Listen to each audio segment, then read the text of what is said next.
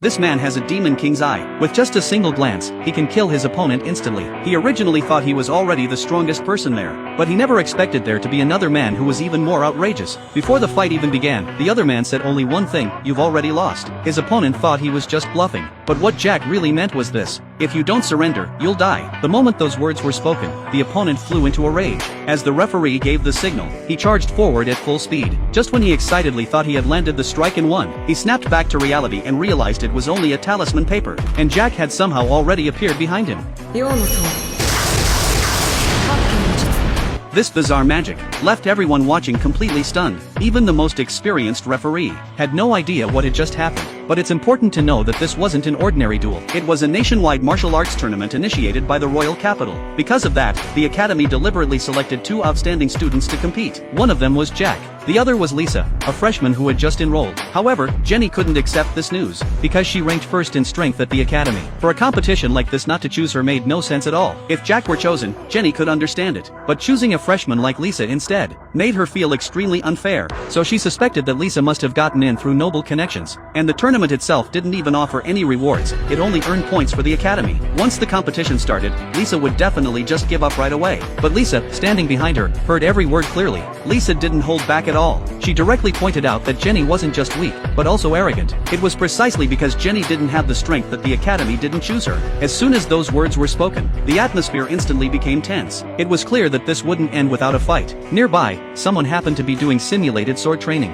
It was perfect for a sword duel. From her stance alone, Lisa was not inferior to Jenny at all. And Jack simply took on the role of referee. With a shout to begin, Jenny immediately rushed forward, but her full power strike was easily blocked by Lisa. She even had her weapon knocked away with a counterattack. However, what Lisa did already counted as a foul, because she had just used magic that no longer fit the rules of a pure swordsmanship match. But Lisa didn't care at all, because in real combat, those kinds of restrictions never exist. At the same time, she warned Jack that if his strength wasn't enough, he should withdraw early, because the martial arts tournament was different from academy tests. Failure there could cost you your life. Not long after, they boarded a carriage headed for the royal capital. What was originally a trip for just two people turned into four traveling together. Annie going along as Jack's maid made sense, but Jenny also insisted on coming. She claimed she just wanted to see the royal capital, but Jack naturally understood her real motive. She simply wanted to observe Lisa's fighting style. Soon, the group arrived at the royal capital. Finding them troublesome, Lisa left on her own. After a day of rest, the National Martial Arts Tournament officially began. The rules of this tournament had changed. Since most of the participants were mages, the use of magic was allowed. If a fighter could no longer continue, or chose to surrender, they would be declared defeated. To protect the participants, the organizers also issued each person a protective charm. It could absorb a certain amount of damage for its wearer, but once the limit was exceeded, the charm would break. It was only a limited life-saving measure. The first match began quickly. As the first mage to take the stage, Jack drew a lot of attention. His opponent was a brawler from a mercenary group. In his eyes, a mage with no close combat ability was no threat at all. He was confident that while Jack was chanting a spell, he could slash him dozens of times in an instant. But reality proved he was just exaggerating.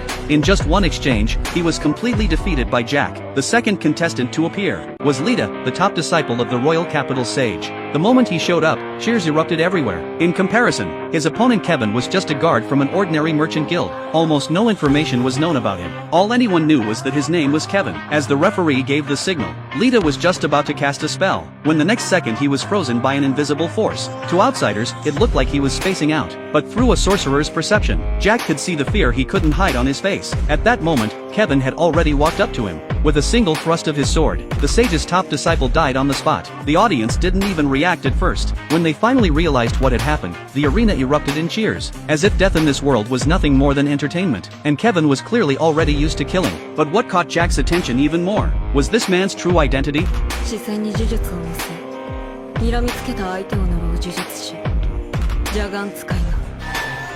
Soon it was Jack's second match. His opponent was a woman. She summoned a golem specifically meant to counter mages. But to Jack, all of this looked ridiculous, because what he truly used wasn't magic, but sorcery.